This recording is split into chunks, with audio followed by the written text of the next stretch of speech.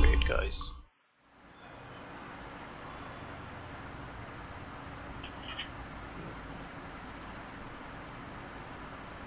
Wait a minute. Why is the game not sure? Yeah.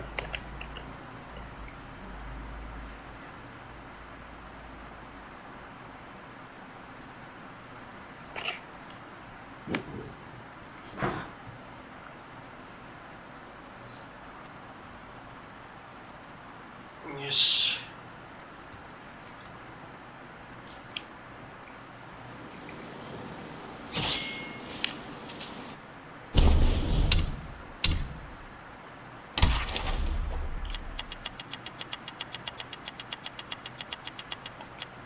Didn't save. Thought it wouldn't. So whence did I came? Where am I? I went there. When I came here. No. Yeah, I did. Oh yeah, wait, I have to travel far.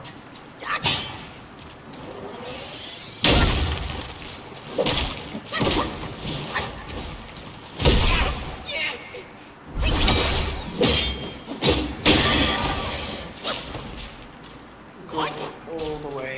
Thanks, I can rest here a little bit and travel. Land spawn. Let's go to the temple entrance and take something that I'm supposed to take.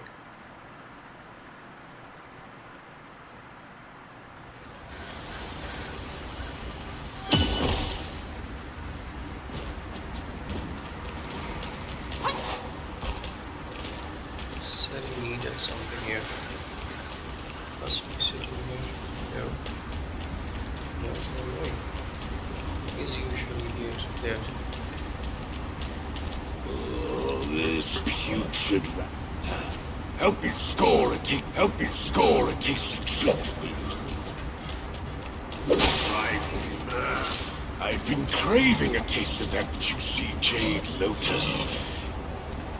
Oh, I wouldn't. I have stumbled upon the realm of gold. Does hold a connect. I hear the realm of gold is where the sun sets. There, they held rats among. And somehow, before we knew it, I just tried those rat guan. Its people are not yet extinct. Our senior brother gave me a piece of gold. I'll need it here when the time's right, he said. It's the right time now. I'm taking it to the right... I just tried those... Its people are not yet extinct.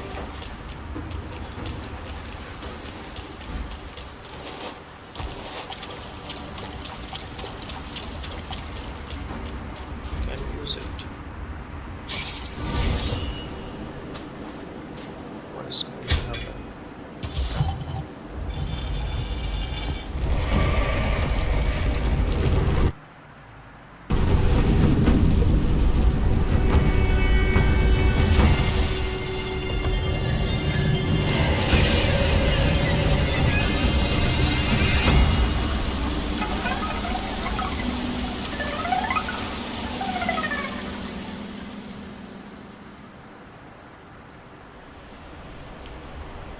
I'm going to go that way eventually, but first there's something else we need to try.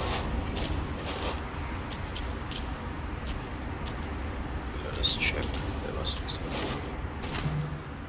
Oh, come on.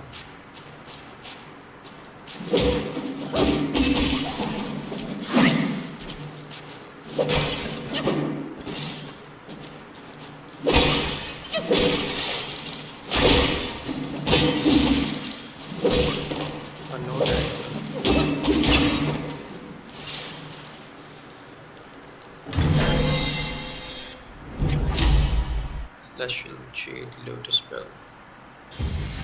Alchemy pieces. What else is here? How do I bow down here? There's more.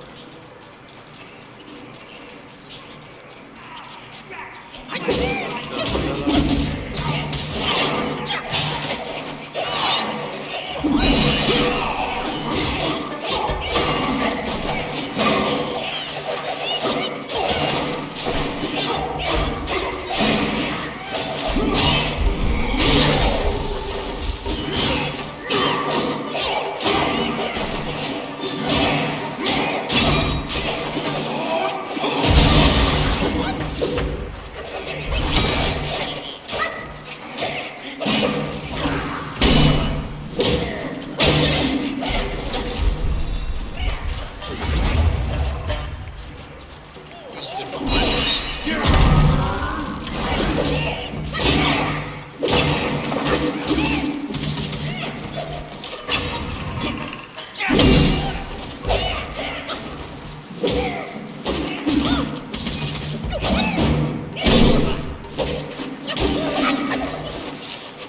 Where did this last one?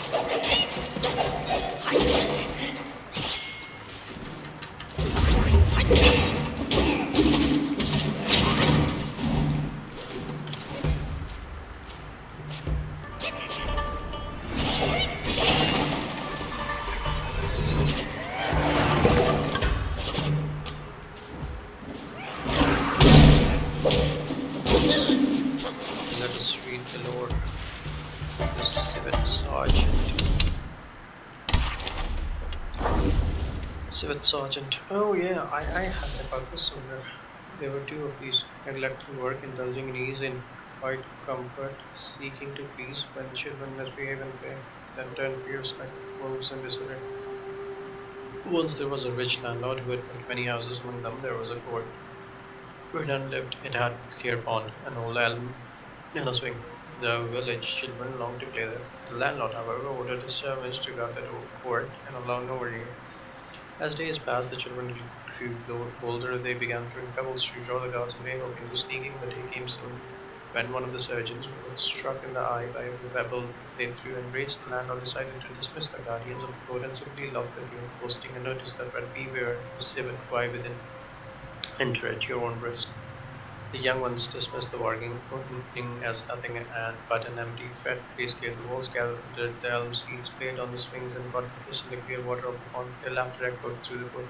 All of a sudden, tiles from the roof came hurtling down, landing near the children. Started, they cried out loud and shrieked their parents to the ground. The adults cried, shouting for the owner of the place and demanding recompense for the peril that had befallen their children. After much shouting, a sharp voice rang out from the rear room. "Begone, mortals, lest you seek your doom." At those words, two blades whirled out from nowhere, spinning a deadly dance, and left wounds upon many. In terror, the crowd turned and fled. Hold on a second, there was a civet sergeant. I read about him somewhere.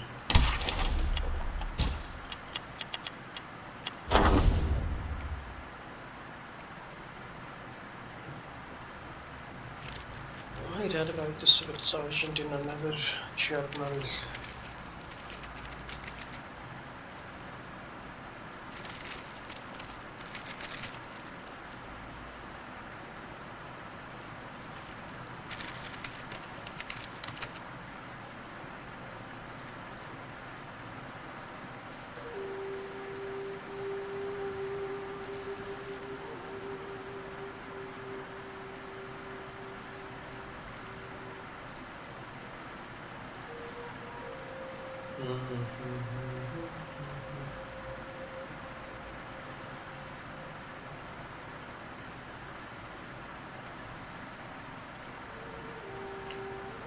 I do remember Civet Sergeant being somewhere. Civet Sergeant. Civet.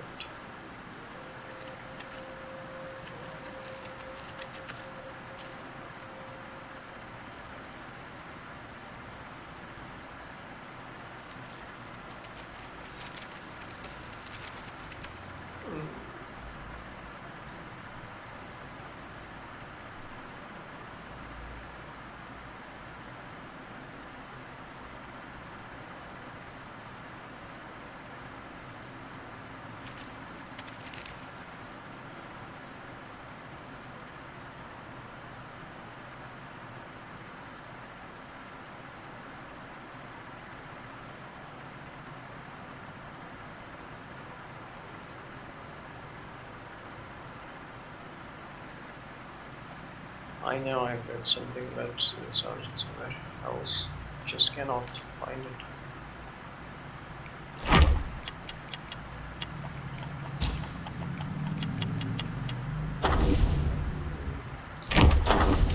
Waiting for orders.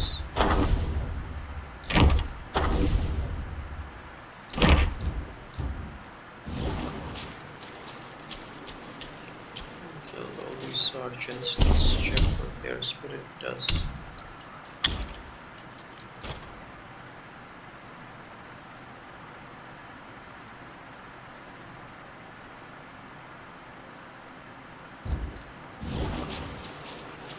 I came from thence, so we go from here to here.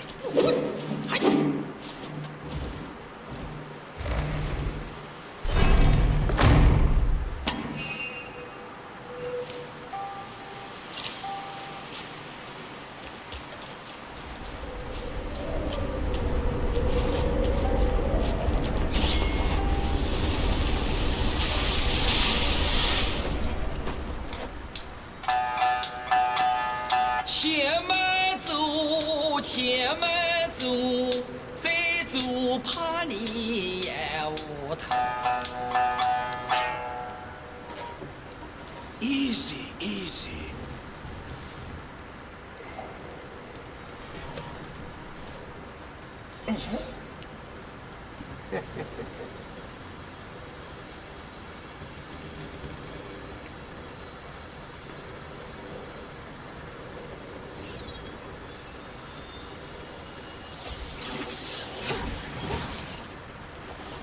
This befits you grandly. Aye, luckily I've kept it close for its rightful owner. Oh, nice. We got it. 无事有我悄求，方便法门归结成。旁人以为稀罕我，做到旁门不容了。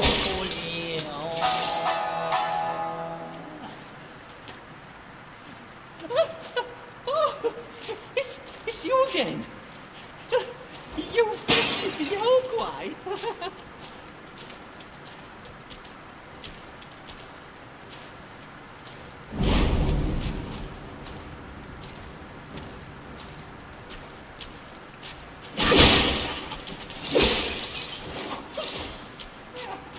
Is this a meditation spot? No. What is that? Who else? Talk to me. Self-refinement is the way to make golden pills. I can never repay you for saving my life. Oh, here, a token of my gratitude.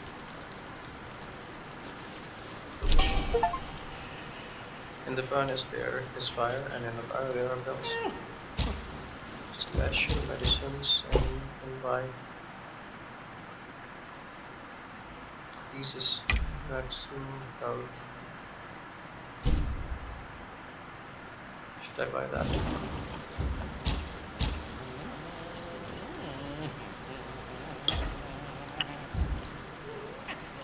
I need mana. What is shake resistance though? I have 8 mind cores. Increase health, I can increase mana. Let's just get mana. Do mana. Seek from within to ascend. Seek from without to craft pills.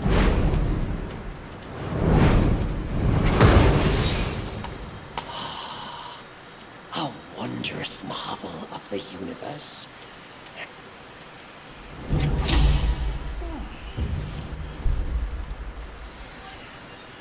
Nice. Although, what does it mean remake? Oh, I can detonate myself as well. Oh, these are crappy things. Let's just buy this.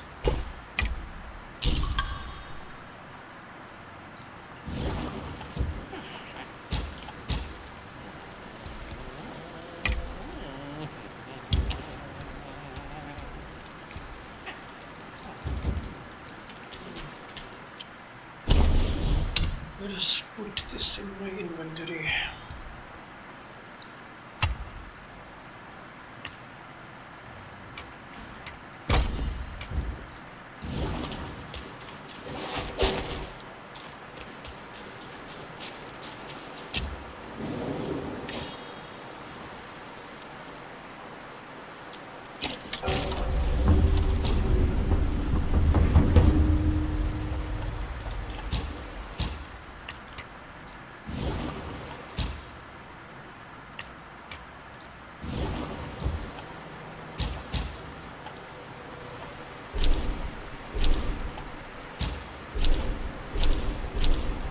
I already did this. There's nothing here. This is where I need to go. Meditate in this picturesque place.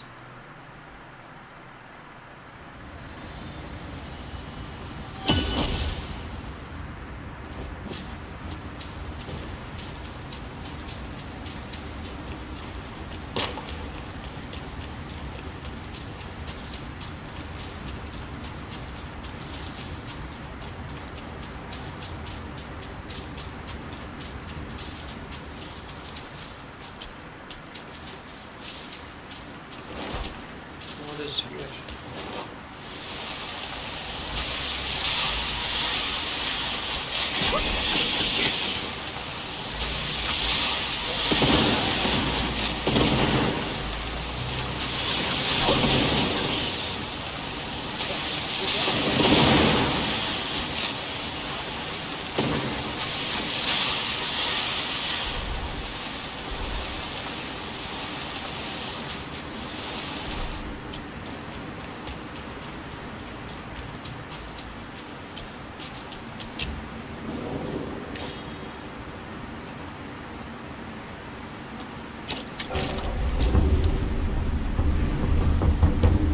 What is this place?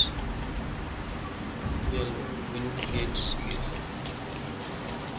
Okay. First, let us just complete the little parts.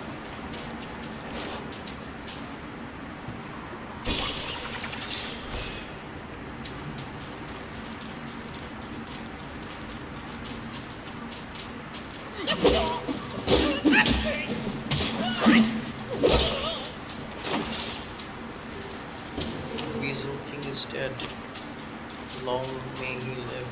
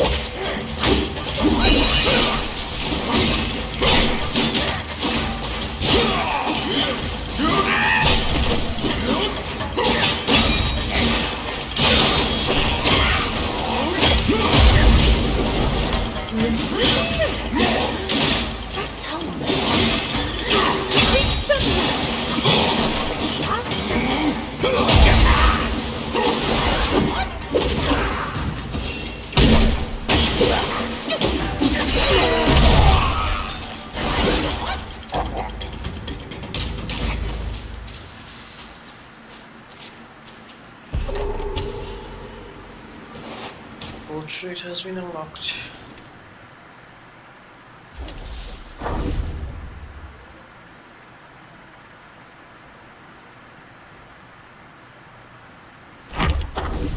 Korai Taoist, a strange man with a lump on his back and a staff of blood right hue. He leaps and bounds with eerie might, 100 eyes glowing in the night. A strange visitor once came to the temple of Yellow Flowers. He proclaimed himself trained in the mystic arts on the mountain Lingdai. Summit now and yield to me, the king, he told the master of the temple, and you will be spared. Beetle commander was sent to subdue him, and the man was sealed in a cocoon's out in the cave. Yet, days later, a lesser wife brought word to the master that the sack lay sundered and the captive had escaped. At this, the master gave nothing but a smile. Since his escape from the cocoon's sack, a fleshy mess studded with many eyes and sprouted from the man's back. He paid no mind to this horrific sight and continued pondering practice.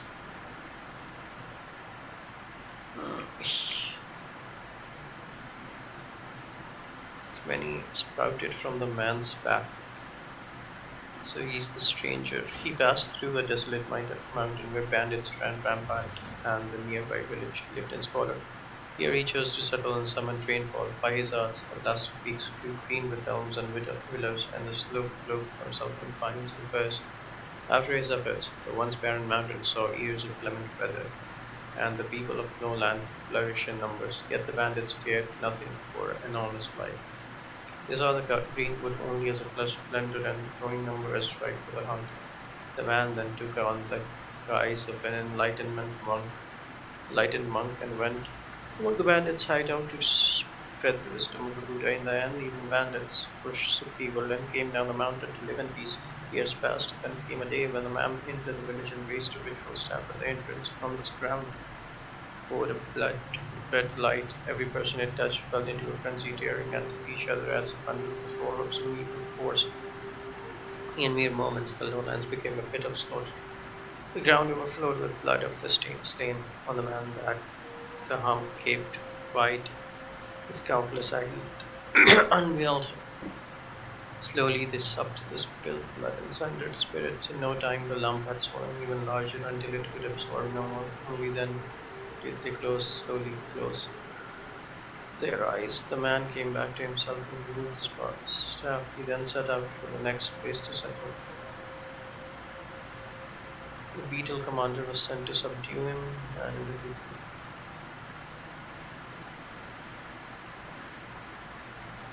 he was sealed in a cocoon. The master said nothing and gave a smile. So what is the master involved? What do you guys think?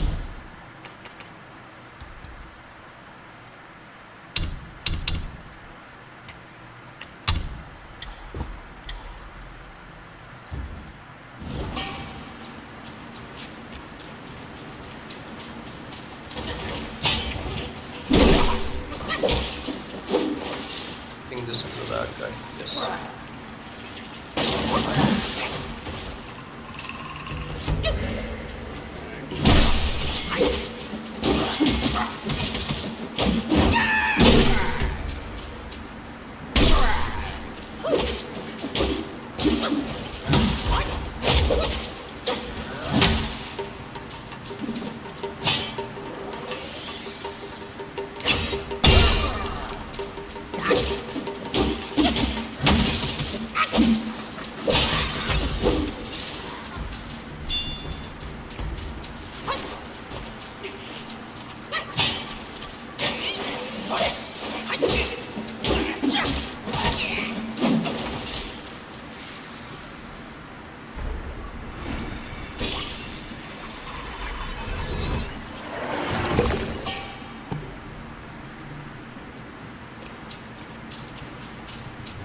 What does his spirit do?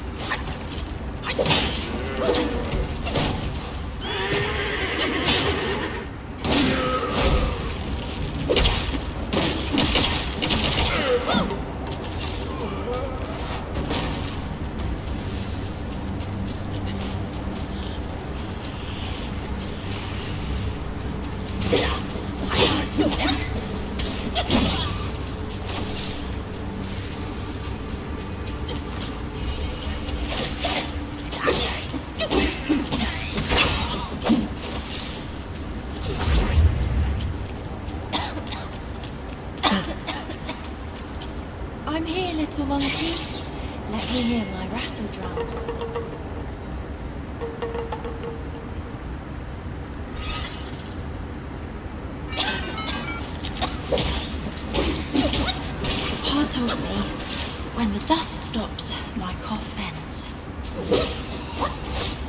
I know you're not from around here. Don't sound like that. Our village is fun. I know the old man with the stove, and the piggy who steals all the drinks. And at the bottom of that well, that's a secret.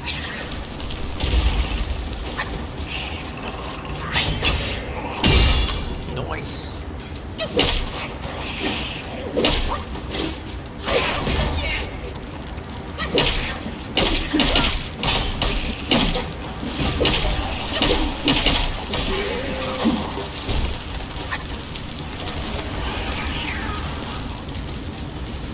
Wasn't our village is fun and a piggy who drinks. So there are two more places where I need to rattle the drum.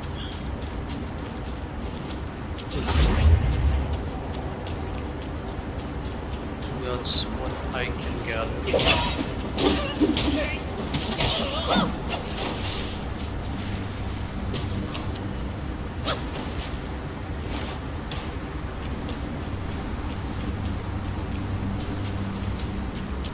Oh, I know this place.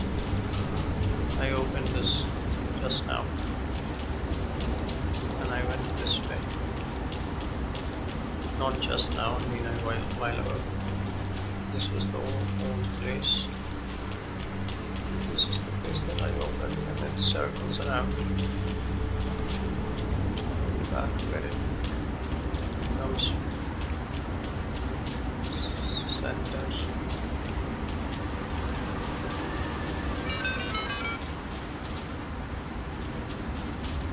Maybe there is more there.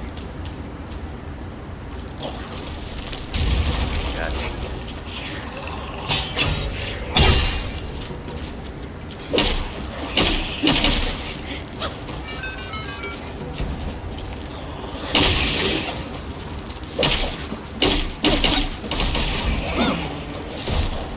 Should I rest? But there is no rest for the wicked. I think I should rest. No, there is. I mean, there is a resting point ahead.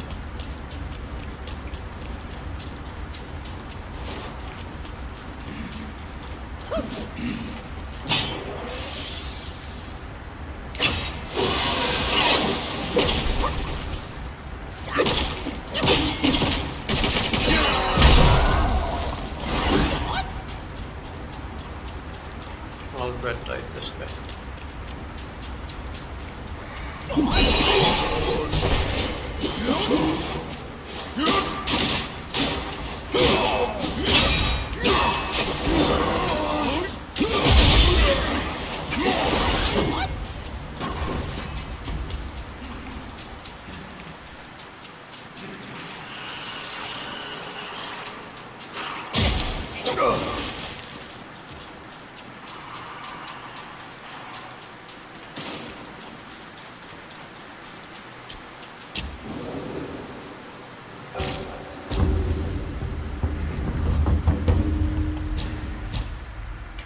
What do I have on spark?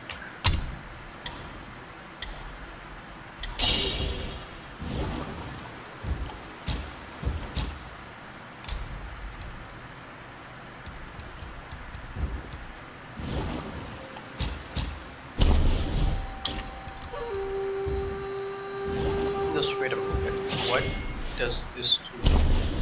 Who am I supposed to give this to?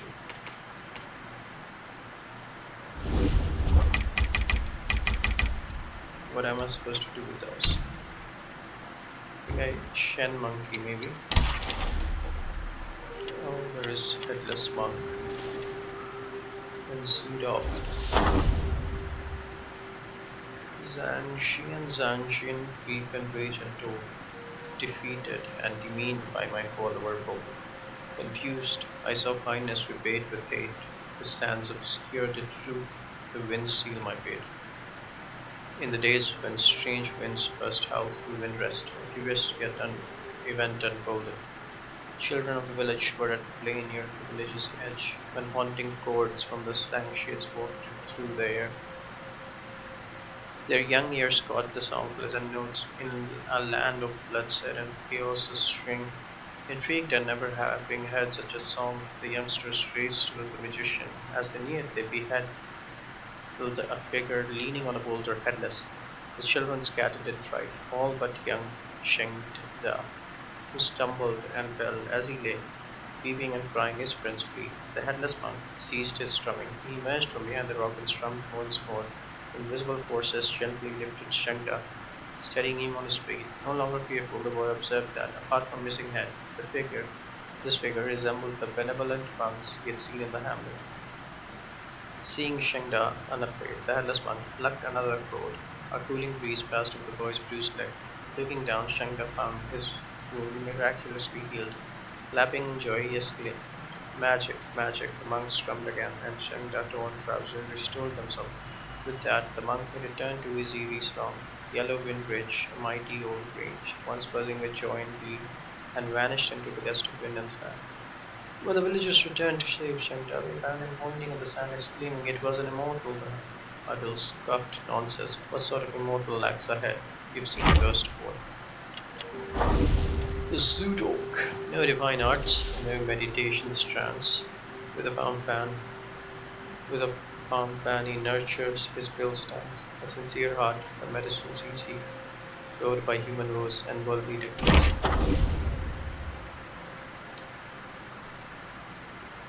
A monkey, a dog, a long, and a tiger. So this is the monkey, this is the long, this is the dog. At the eastern end of King Shu alley stood a modest Taoist temple, home to solitary Taoist. This Taoist professed to have discovered the ancient formula for immortality fell from the sea, earning him a reputation as a miraculous healer. The Taoist pills, when taken by the sick, showed no significant improvement, and when taken by the healthy, had no noticeable effect. If anyone inquired about their efficacies, he would calmly explain, there is no such thing as wondrous cure. All pill that can bring the dead back to life. True health arises from the harmony and smooth flow of one's essence, vigor, and spirit. Consequently, people began to doubt the Taoist, hills leading to his temple, yet sparsely visited, few seeking his medical assistance. In the city, there was an old man named Mr. Chen, whose wealth revealed that of nobility. Now, in his 60s, he had fought gravely ill, showing signs of being near the end of his life. His son sought out the Taoist and invited him to his ailing father. The Taoist had a yellow dog that he kept by his side at all times. This time he brought it along to the Shen residence. The Taoist prepared many special clothes for Mr. Shen. Although the household servants thought he was merely going through the motions, they did not say much and watched from sidelines. Unexpectedly, after taking the pills, Mr. Shen gradually began to eat and drink a little, and his breathing became smoother, showing signs of recovery. Yet, when everything was getting better, in one of the Taoist pill making session, his furnace exploded, killing him in the process. So Taoist died. The household servants came to clean up the Taoist temporary quarters, lamenting the whims of fate. To their astonishment, they saw the Taoist yellow dog dressed in his clothes walking out of the room. The dog was fanning itself with a tattered palm leaf in hand and said, I have planned to learn some mortal skills in the human world. Who would have thought that in this world, great talents bring such value? With that, the dog snapped the pan and disappeared. The monk, the Yagwai kings, the Yagwai sheeps.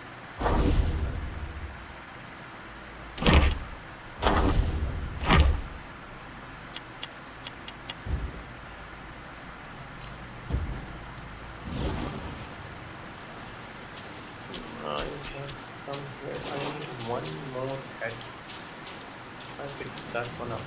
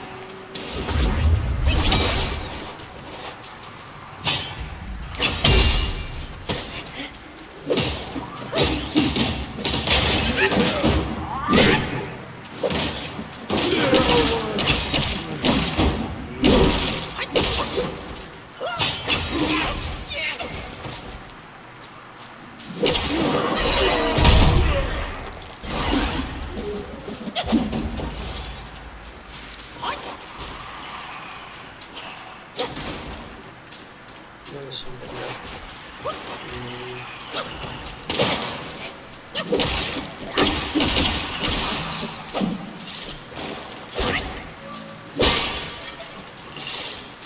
I don't think we can get in there too. Can we? Cannot. When I got that gold thingy, increase my gourd.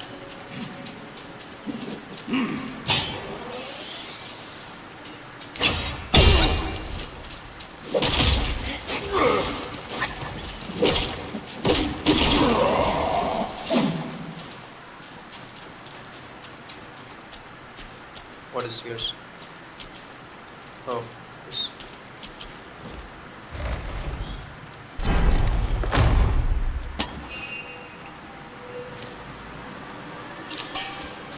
A mind core.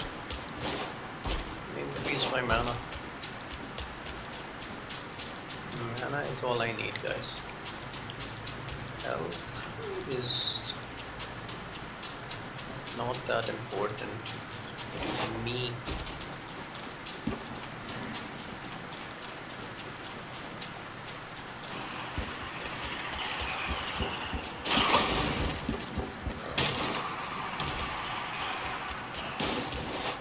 There was supposed to be a cave somewhere. Maybe this one.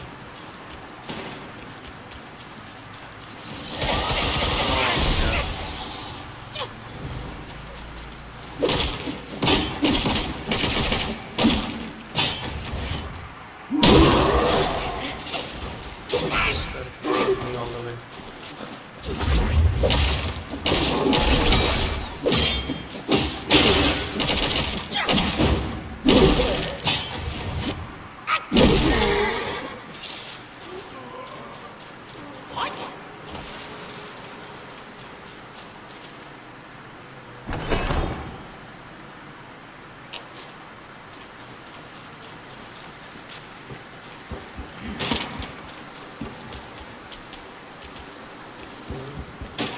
What is here?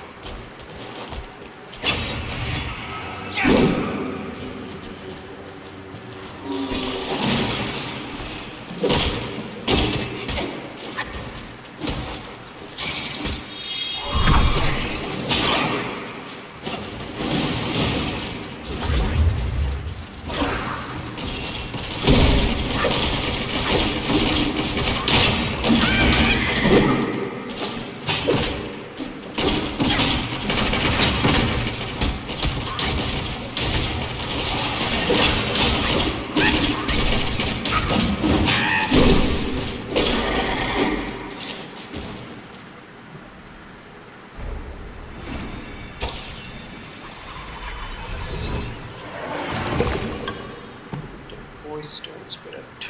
What do you do?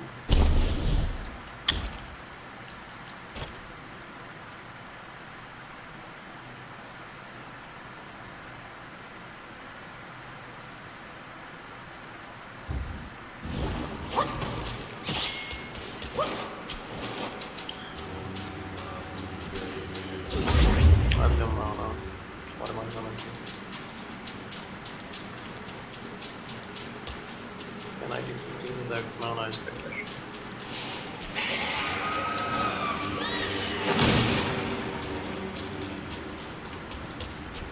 But all the six.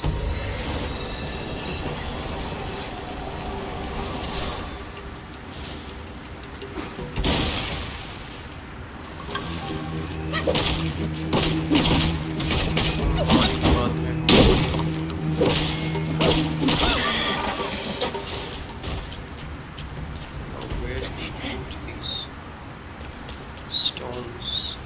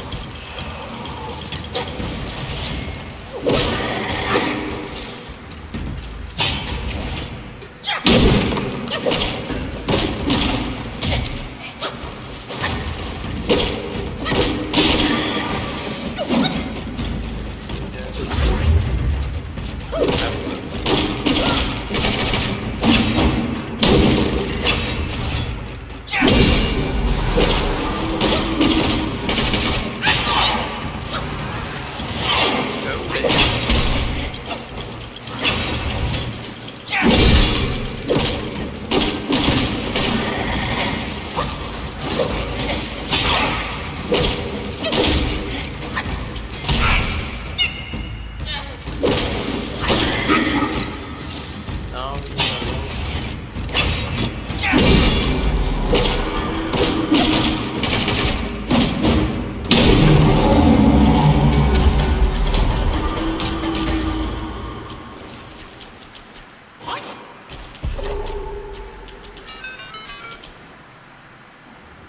the Mother of Storms is a Yahweh chief. As fate aligns, chance plays its part, yet misfortune leaves an empty heart. Judge not a hero by skill alone, but by fortune that they have shown. Long ago on the Yellowwood Ridge, they lived two mountain deities. By the grace of the Wise One, they came into possession of a great Yahweh's hidden hill. They split and consumed it, gaining great powers from within. Thenceforth, they bore the shape of human shape and heart of humans. In gratitude, they bent their newfound strength to make the mountain wilds right for the Wise One. The keeper of the mountain, however, received no share of this boon. Envy burned its way into his heart upon learning that the deities could conjure clockwise at will. He schemed to wrest this power for himself. Little did he know their conjurations strained deeply from their own will. The mountain deities poured out their own power to birth clockwise, whose shape dragonstone and nurtured cream and bloom. Day by day, the keeper of the mountain sought to fulfill their practice and cultivations with low seeds. Then came a day when a great rock emerged, and lesser wise bowed to him as their grand god. Still, the keeper, heedless of his peril, provoked strife as he had done before. Blow after blow, the stone vanguard rained upon him until he lay pummeled in the dirt. Even then, he did not cease hurling curses. Alas, those who are bent on wickedness find few obstacles in their path, while those who pursue virtue encounter many hardships, often set by those with ill intentions. I have to give this to a guy. And I got the last one as well.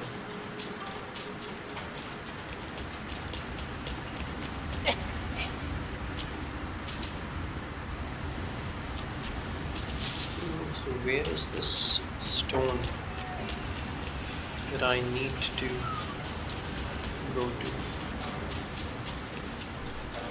Do I climb this guy? No, not really. Let us go back and fight that guy. The pig.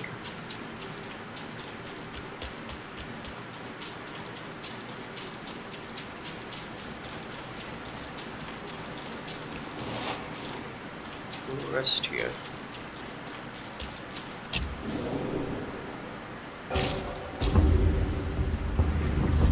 We go fight the pig.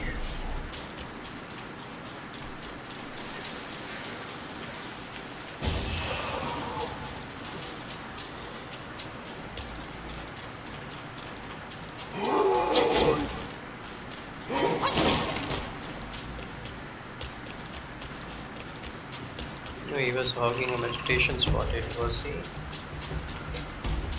What is there? No, he was just a drunk. Good.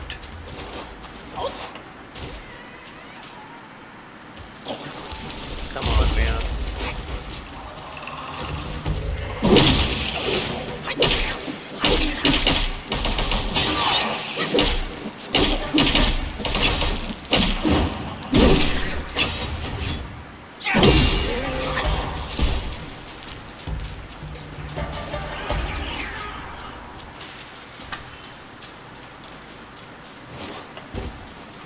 Did you acquire my brother's gold piece? Give it here!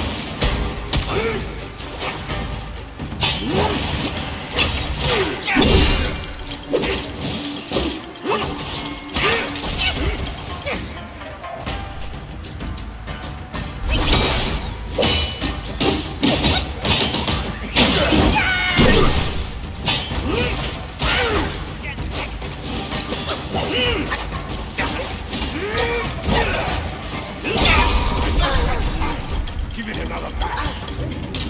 I would have killed him if I healed.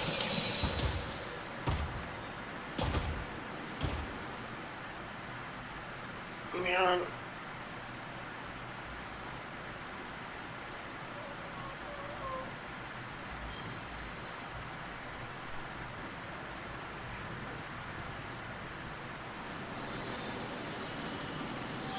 Let's just quickly deal with him.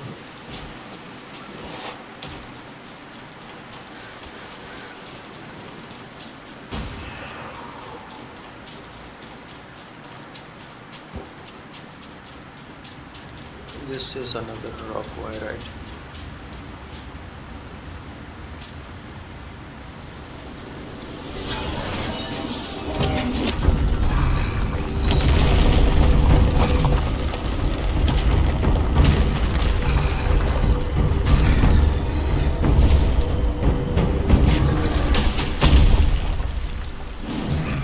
Shigang.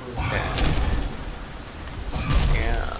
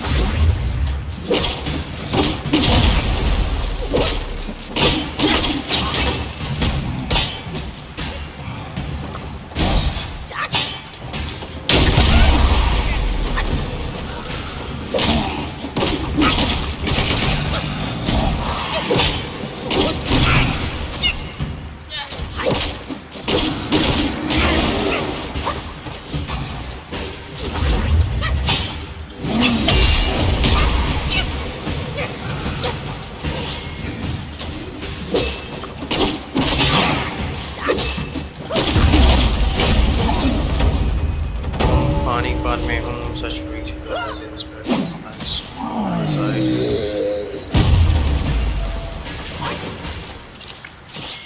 A mind core, heart of stone. Where do we rest here?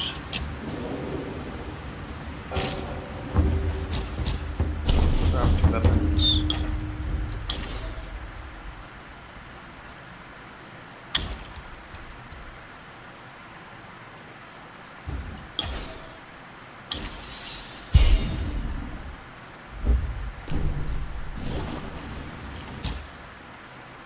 No armor.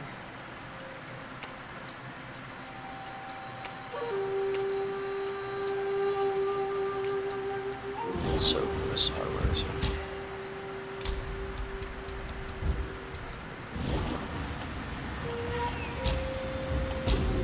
There is one place I do need to go. It is here.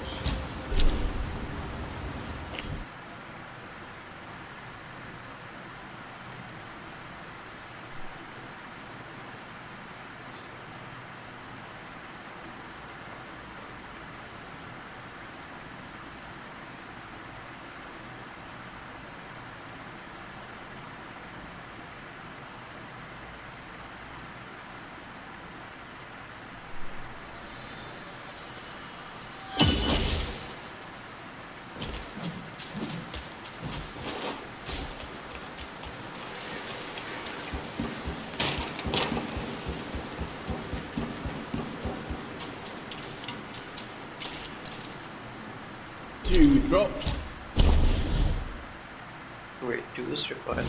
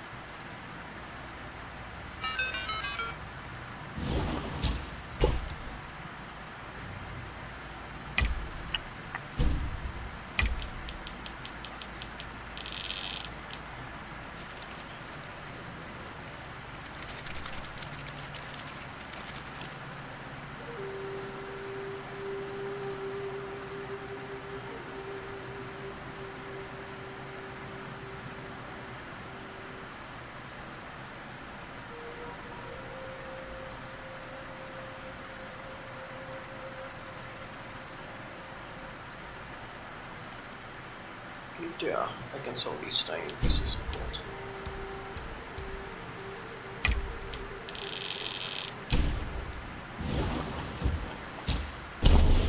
There is nothing I can do for Remember, it. young friend, a sip makes one tipsy.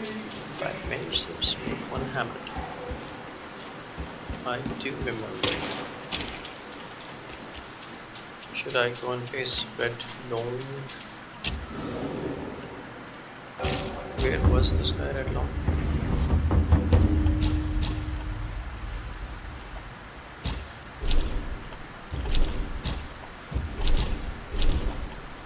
I think it was outside the forest.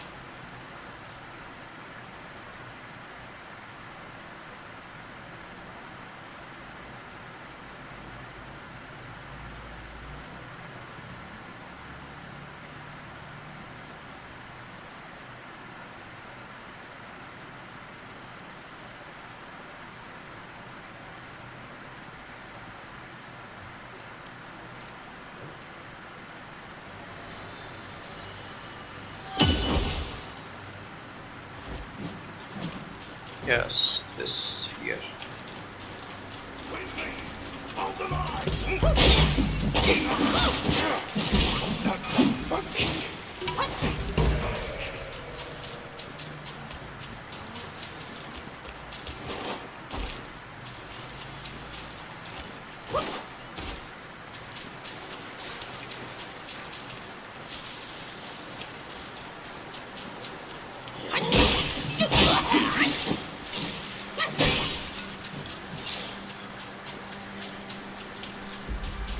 That For what deed must his head be hung for all to see?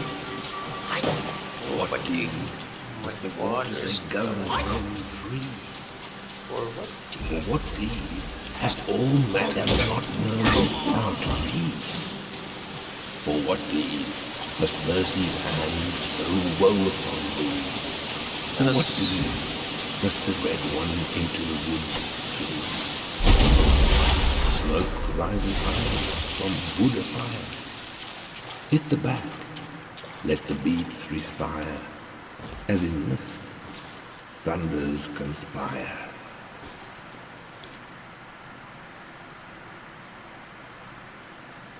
would I be able to defeat this? I forgot I need to read about Shingangang.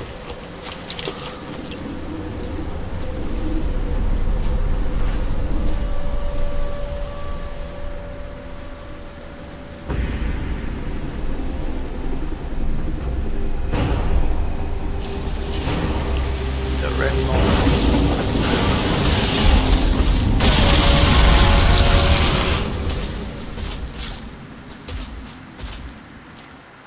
Mid-game, I'm gonna go and read on the lower. This kind of feeling. Emotion is a child of uncertainty.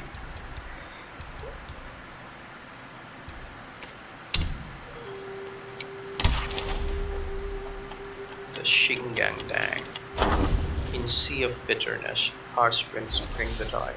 Only those favored can reach the other side. The fragrance of rain, soil spreads far and wide, yet dustless in the realm where Buddhas reside. Years ago, upon the yellow wind ridge, several cliffstones drank deeply of the essence of sky and earth, basking in the energy of the sun and moon. In time, they began transforming into a sentient stone guai. Among them, two, through advanced cultivation, were bestowed with the title of mountain deities. One day, for reasons unknown, several Buddha heads emerged from the ground on the ridge.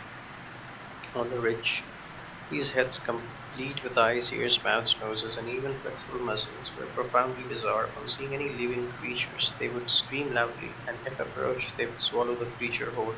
One stone guy, finding these Buddhas' heads strange and dangerous, decided to eliminate them to protect the mountain inhabitant. It rammed into one of the Buddha's head, crushing it to a pulp. However, the flesh adhered to the stone guy's body and soon grew into a new stone Buddha head.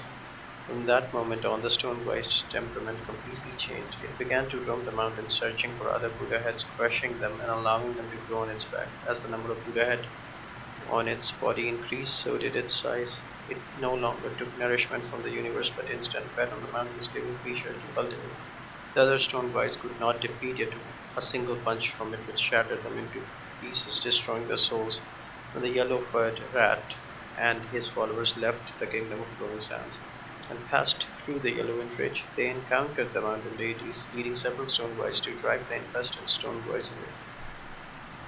The yellow-furred rat seemed to understand the nature of those Buddha has allowed. A strong sense of righteousness led him and his followers into battle. In a great victory, the yellow-furred rat not only destroyed the infested stone boy, but also eradicated all the flesh Buddha.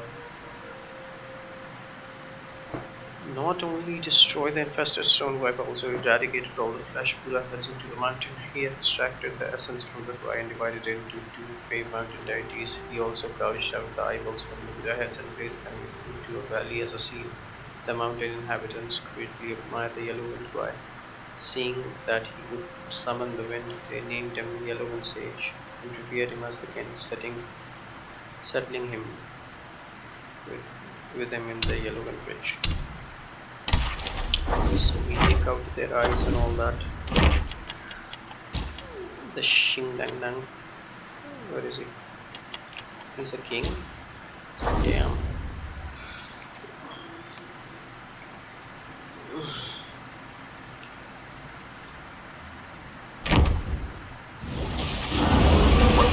Thought I was on more.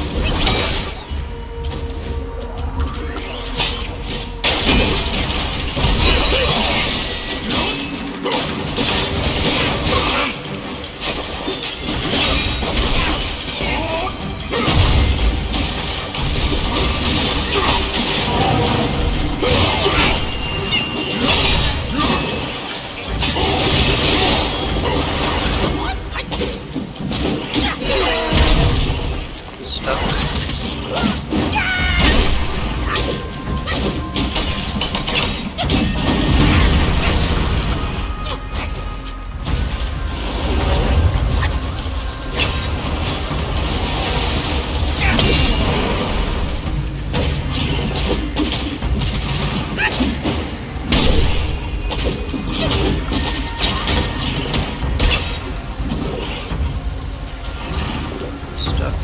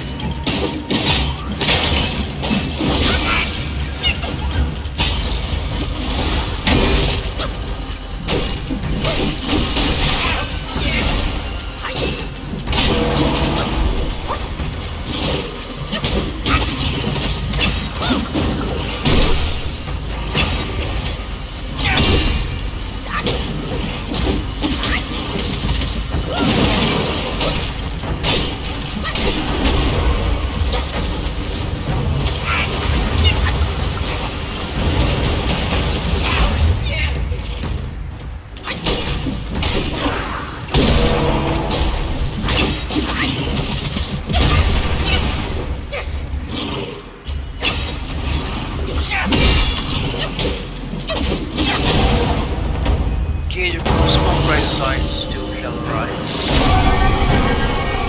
Killed the Wukong. Wasn't that hard of a fight? Got something.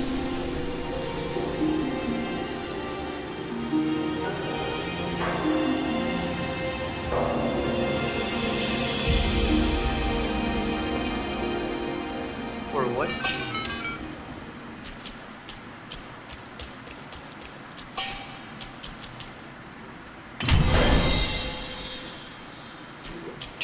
Did I get the Thunder Tail?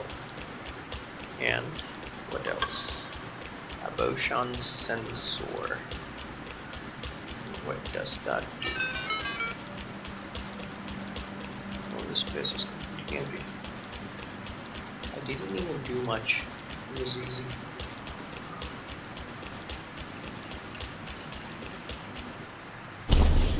Let's check. New curio update. Curios.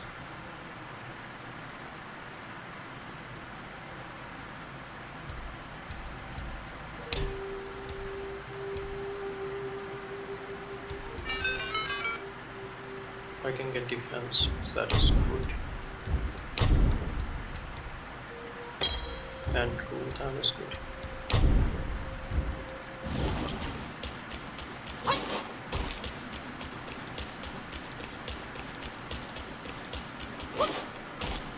How do I go back? Whence I came.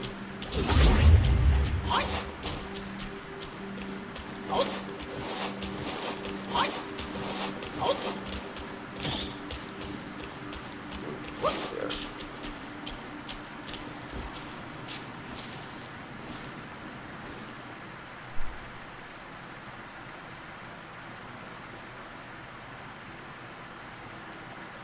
Baby daddy home.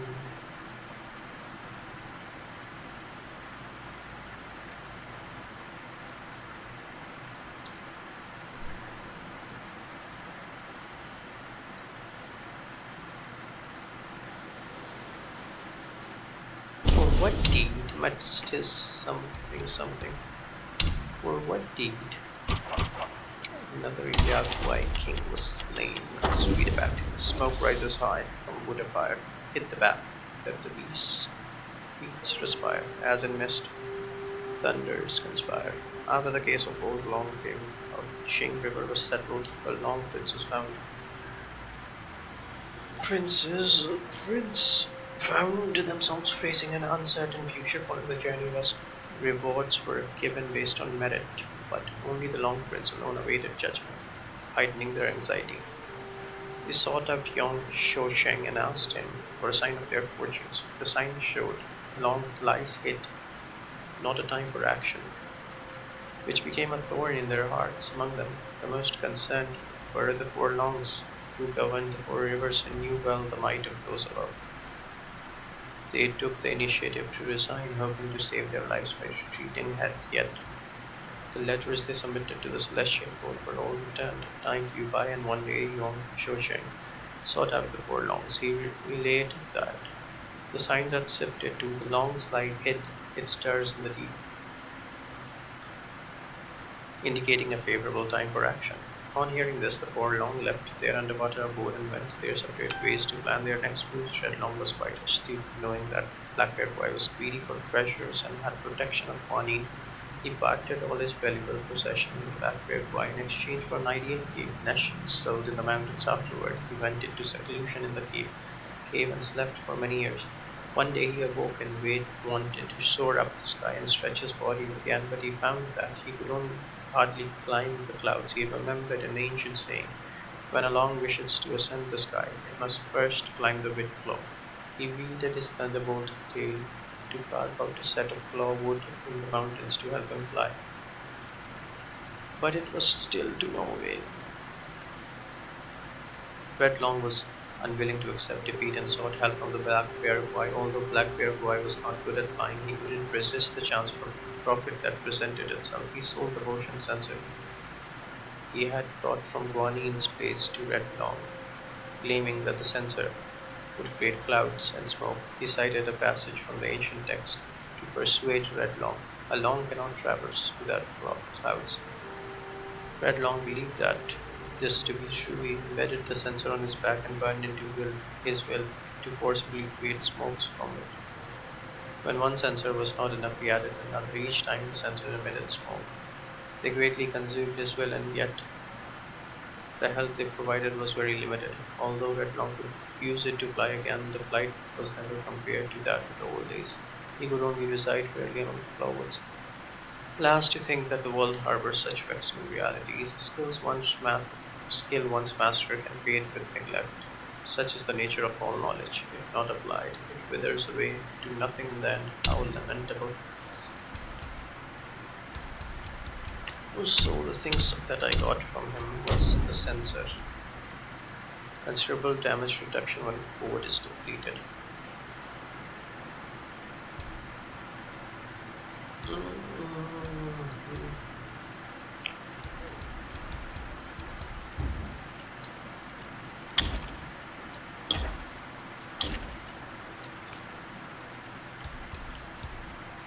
Refined iron sand.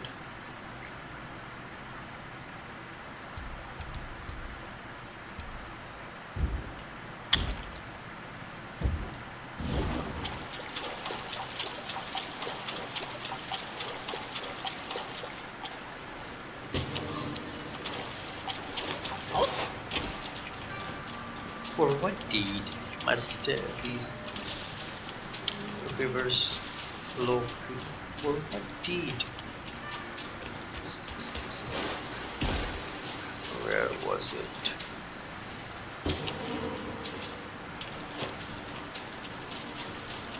For what deed?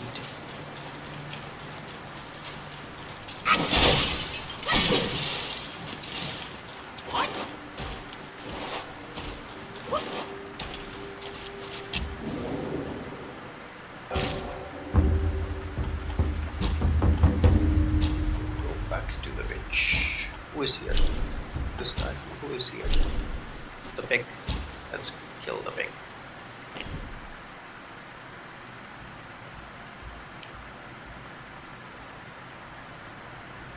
Could have killed the pig then and there. I need something called the Iron Incense Trail Talisman.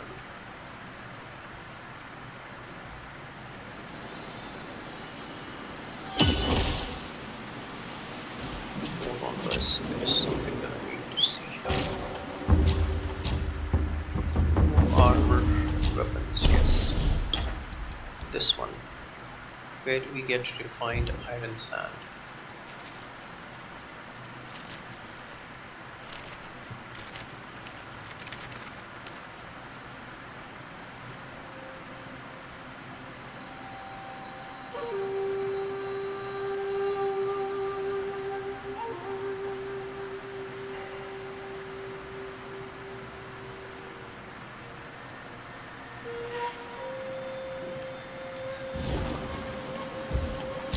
Can I buy from here? There's something called refined iron.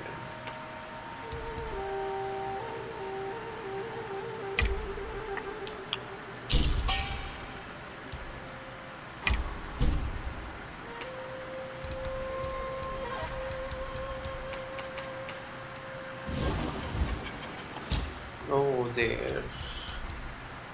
Oh, from here I can.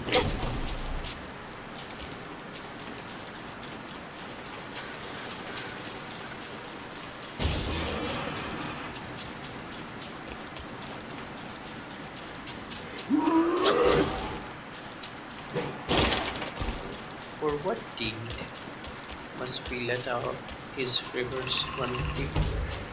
For what deed? I'm just gonna charge this thing up.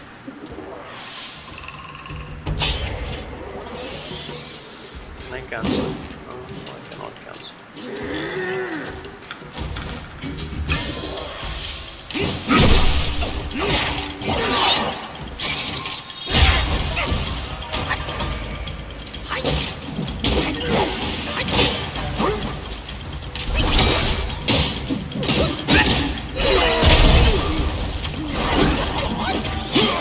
Brother, that was the shadow.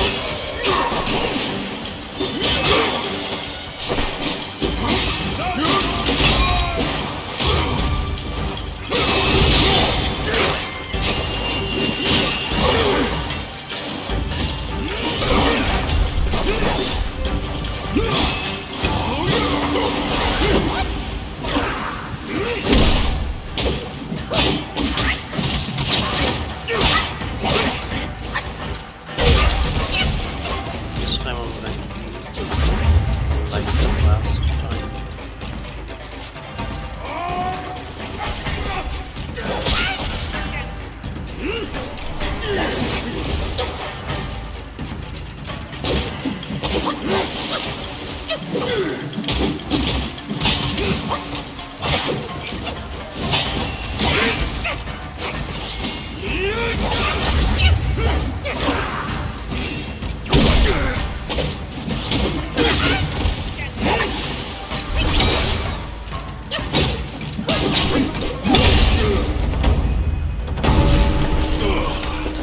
What an excellent fight! The intensity! This is good. You and I should explore that realm together.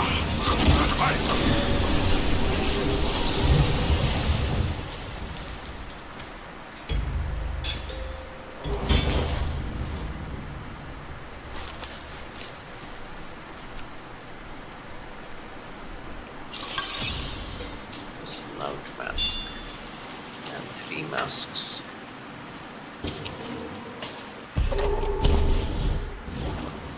Portraits locked. The yellow-robed squire. In silken robes that flutter bright, a long-snouted guy with eyes alight. Drunk with joy, he sleeps on tombs forlorn. His beard and armor gleam like dawn. Windy searing sun, a washed waist, a headless monk, and a yellow-robed squire rested together under a withered tree. The monk plucked at the strings of the sanctions. His body swayed gently to and fro. Enough, said the squire, rousing himself. Let's have some peace. The monk's hand stilled. He edged away, then raised his hand to strum again. The squire hastily had out his drinking glass. Have a drink. With what mouth? I ain't got a head. Where is it? Didn't you hear the sound? The monk answered himself. Gone, someone stole it. You should have kept better watch on your head. The bulge is your own. The monk turned away, making no answer. The squire drew a piece of gold from his robe and showed it to the monk. Though he had neither eyes nor no, neither had nor eyes, the monk warned, might have ye swing about such a price. Would have thieves even eyeing ye. The squire waved a hand. I don't have to worry. I'll come for you if it's filched. Me? You're the one I've shown it to. If it's gone, you will be the culprit. The monk gave a dry chuckle at loss of words. The squire gestured toward the horizon. There's gold aplenty there. Why should you covet a mere sheet from me? I ain't after your gold. But tell me, what gold lies there? You truly don't know? That was once a kingdom abundant with gold. Gold from the gilded Buddha statues, all stripped bare. Even the golden Buddha statues. He ain't a believer in karma then. All those golden Buddhas never brought him any favor. It is plain there is no such thing as karma.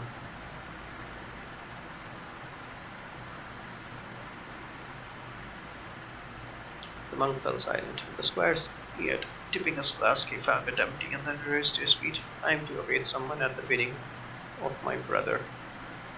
If you want more drink, come find me. He tapped the flask on the side. I'll go scrape up more gold and trade it for a better brew. Then we can drink our fill. The monk tried to stop him, so he played the sanctions, singing a song of karmic justice. The squire paid him no mind. With a wave and a laugh, he strode away across the sands, the headless monk, heart weighed down with disquiet. The yellow-robed squire, however, went on his way, and the desert rang, along with the birds of his laughter. I have better defense. Can we upgrade you, my friend? You can upgrade there.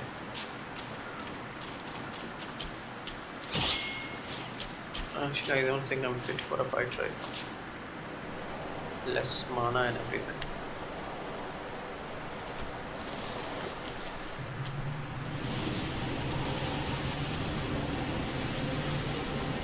I think Wuhan is here.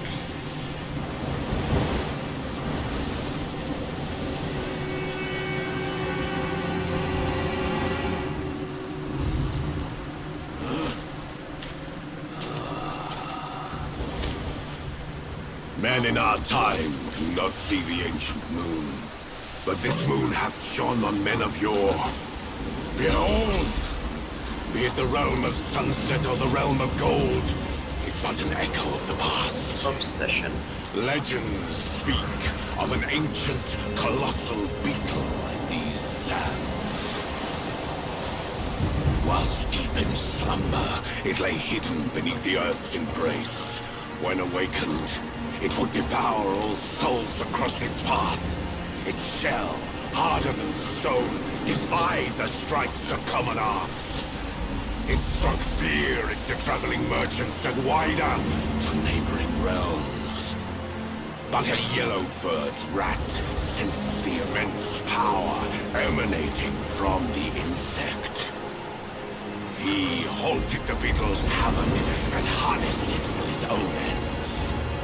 Overjoyed, the king named the rat Gwai, the royal sage, and built a shrine in his honor. The bound beetle was a perfect source of power, so the rat stayed. He seized the tongue monk using the new power, and battled with soon Wukong upon the Yellow-Wind Ridge. The Gwai's formidable wings veiled the vast expanse of the sky. Were it not for Bodhisattva Lingji, Tongue Monk's quest for the scriptures would have failed. Yet, stripped of the rat's protection, the kingdom was plunged into a state of ruin. The once lush Yellow-Wind Ridge now lies a desolate wasteland.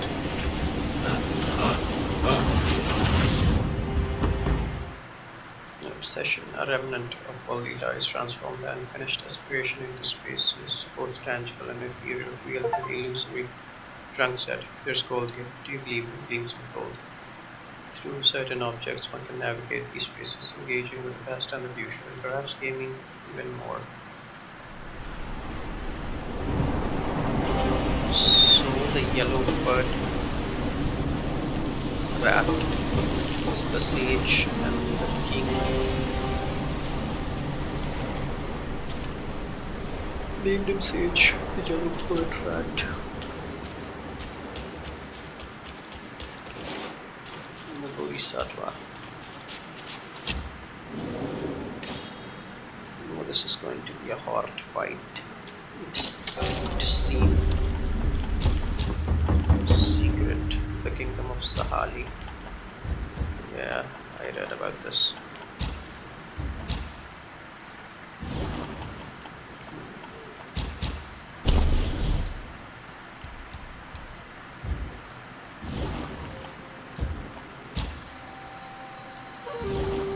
Where is Silver Drums?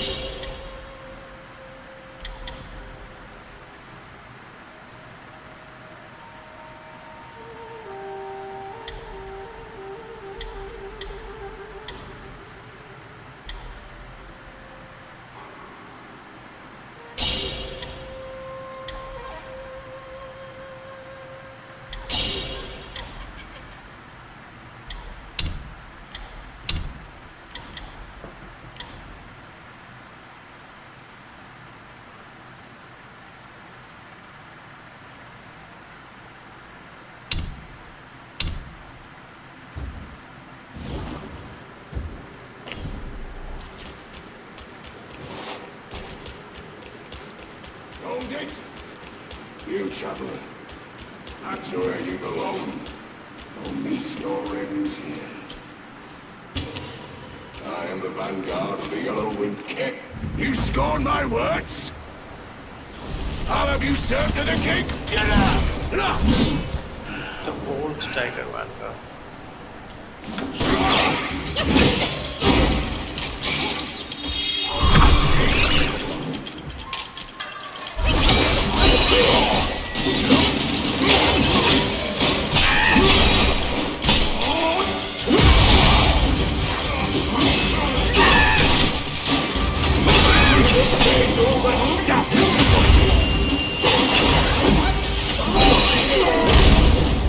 Nice. Just died right away.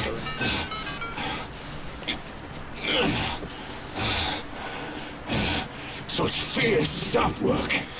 You wield grand might.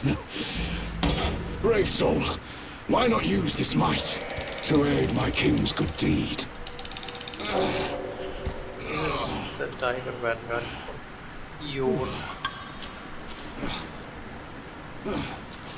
Our king comes from Mount Lingshan. The Yao Guai's skills run deep, and with your help, Tiger vanguard. Gathering strength, mighty or transforming stones, launching surprise once more, and loyal general with heart of soul gold.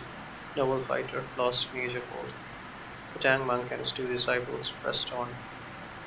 Before half a day had passed, they came upon a towering peak, tired to behold.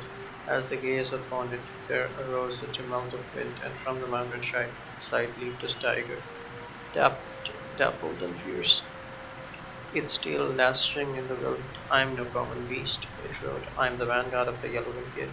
By order of my liege, I patrol this range and seek out mortals to serve as side dishes for his use." The Yaguais closed in a flurry of blows. The Yaguai closed in with a flurry of blows aimed at Baiji's face. Wukong whipped out his staff and, with a shout, "Take him!" Baishe rallied his courage, and the Yaguai fell back in disorder, panicked, slawed off his skin, and draped it over a king-shaped rock.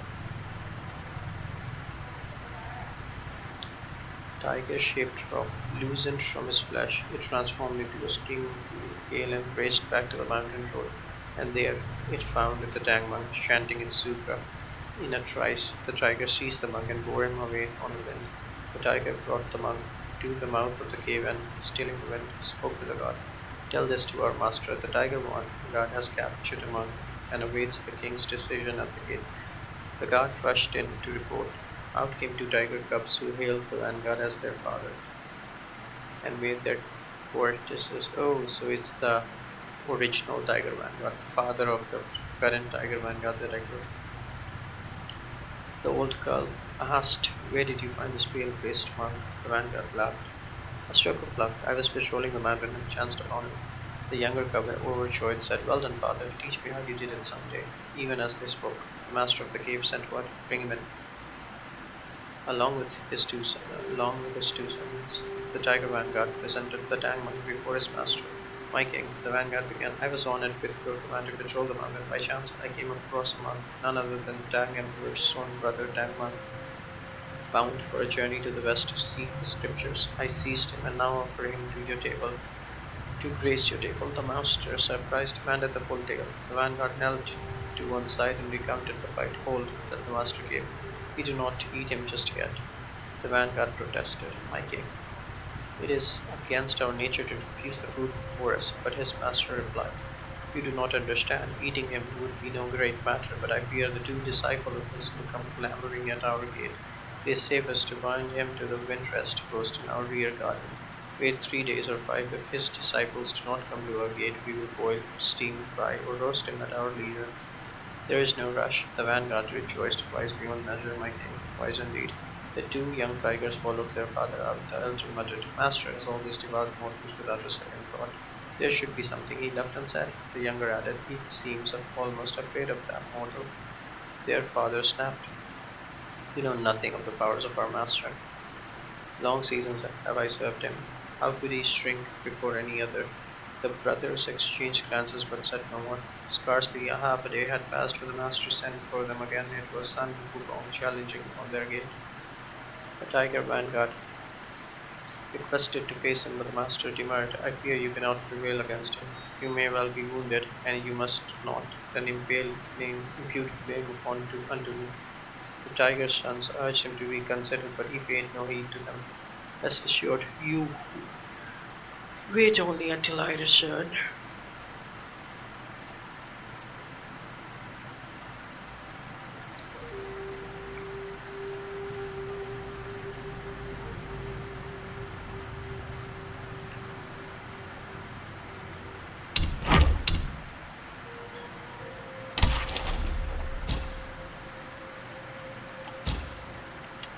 There is another tiger vanguard.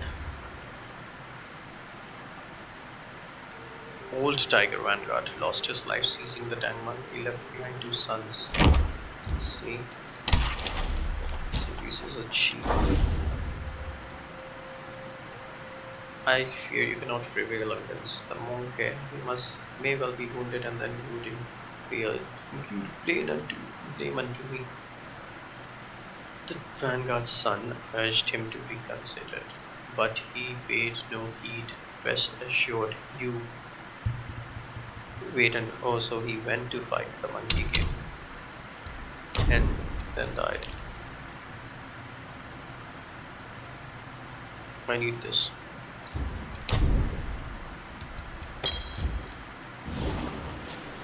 The king is just ahead.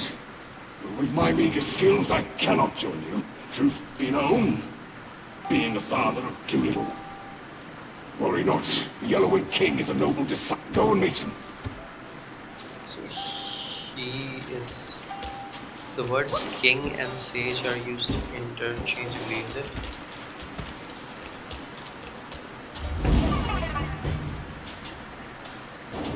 Kingdom of Sahali.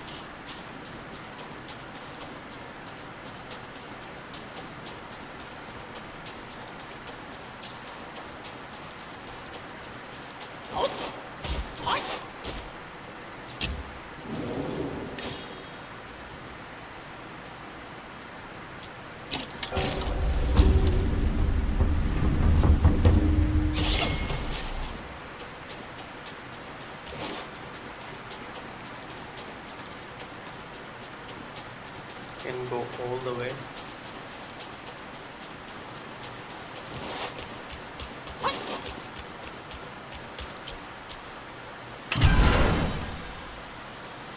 What is it? Not voidness. Epic material for which beast?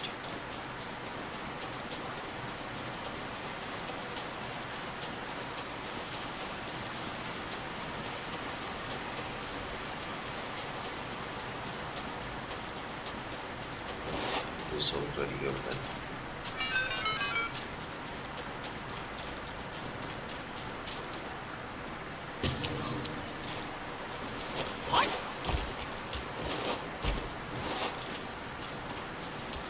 So nothing new. Oh, meditation spot, yes.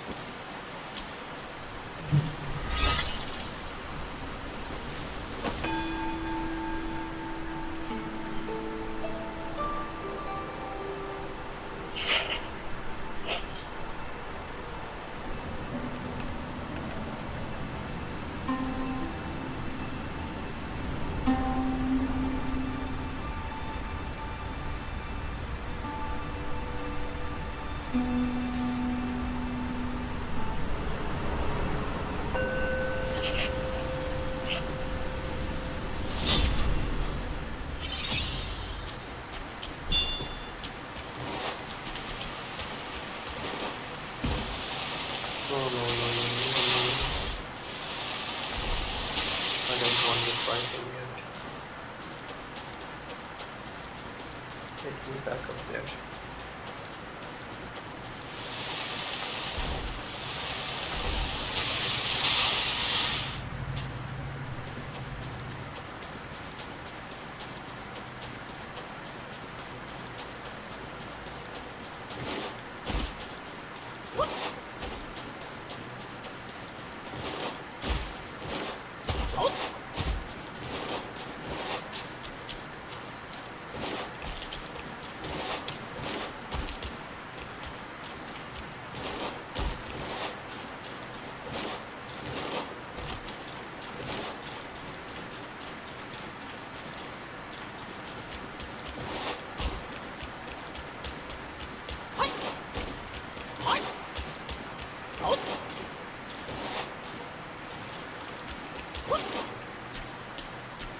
Okay, can we get down from here maybe? Thank you. Thank you, brothers. There was a meditation spot.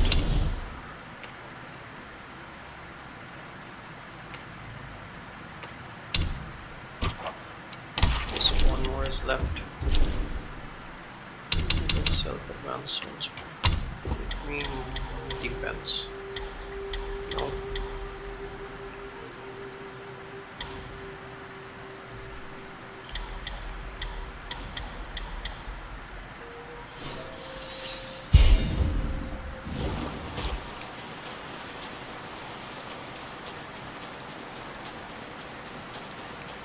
Let us check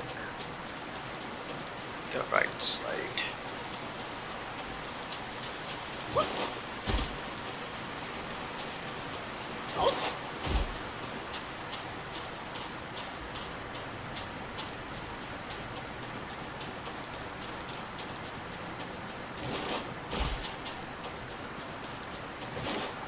Go ahead. Nothing here.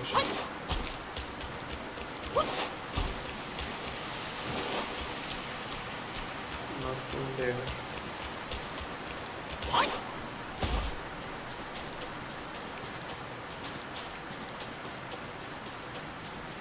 Oh, I'm just gonna talk to the king now.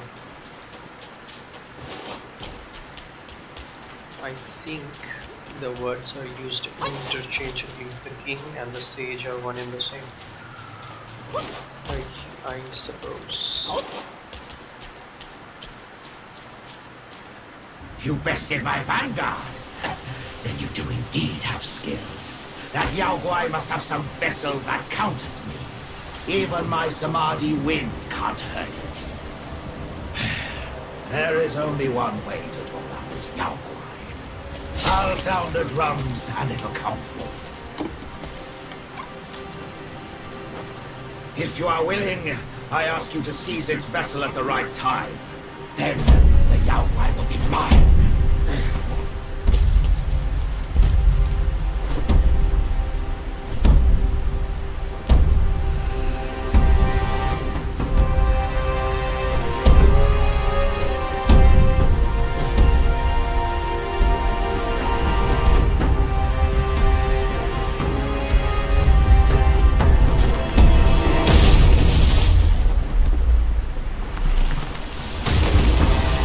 Bye.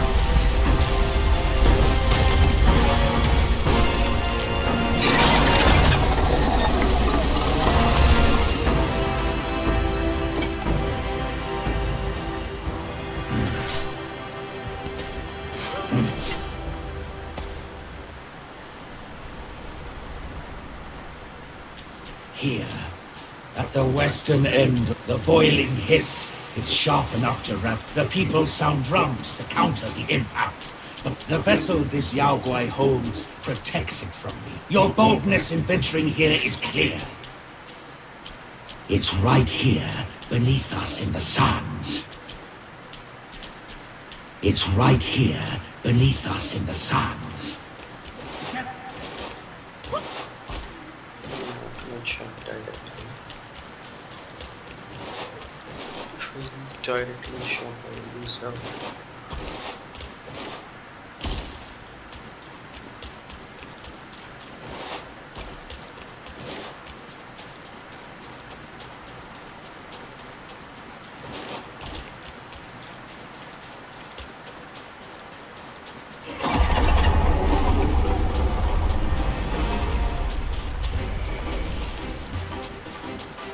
What's the sound? The beetle's coming!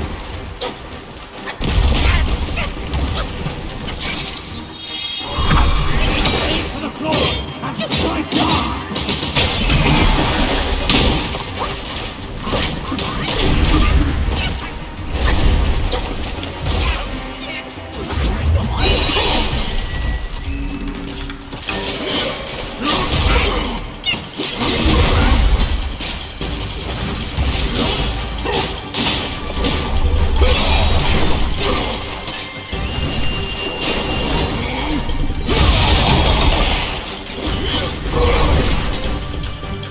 Okay, guys, not easy. Time tomorrow.